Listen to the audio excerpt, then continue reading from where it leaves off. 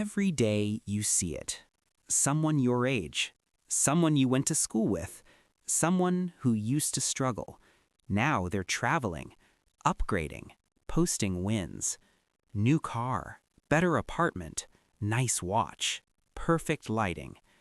And something happens quietly. You don't think, they're rich. You think, what am I doing wrong? That feeling doesn't come from math. It comes from comparison, and comparison is expensive. This is the fake rich life, and it's quietly keeping millions of people broke. Looking rich is visible. It's designed to be. Clothes, cars, restaurants, vacations, everything polished, everything shareable. Being rich is quiet. No urgency, no performance, no explanation. The problem is not that people want nice things. The problem is that looking rich has become a requirement, not a reward. Social media didn't create greed, it created an audience, and once there's an audience, spending becomes a performance. Flexing used to be rare. Now it's built into the system. The algorithm doesn't reward stability, it rewards novelty. New shoes, new place, new life. Nobody posts, I didn't buy anything this month. So the feed slowly rewires your brain. You stop asking, can I afford this? You start asking, how will this look? And that question is deadly, because the camera doesn't show credit card balances, monthly payments, anxiety at night. It only shows the moment. Here's the part nobody says out loud. Looking rich isn't about pride, it's about shame avoidance. You don't post to brag, you post so people don't think you're behind, so they don't ask questions, so you don't feel small. The irony? The more you try to look successful, the harder it becomes to actually be successful.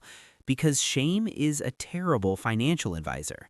It says, buy now, figure it out later, don't look poor.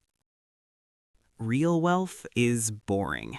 That's why it doesn't trend.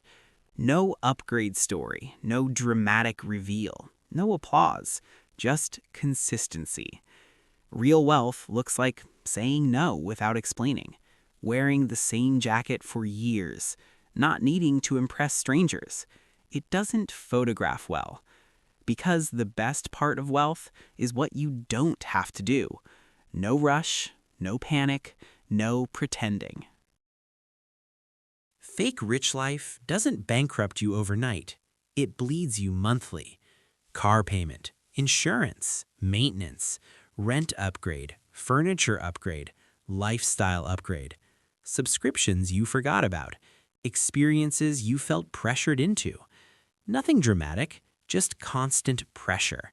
And pressure kills margin. Margin is where freedom lives. This trap doesn't hit the poor hardest. It hits the almost rich. People earning just enough to pretend, enough to qualify, enough to finance, enough to post. High income gives confidence. Confidence invites commitments.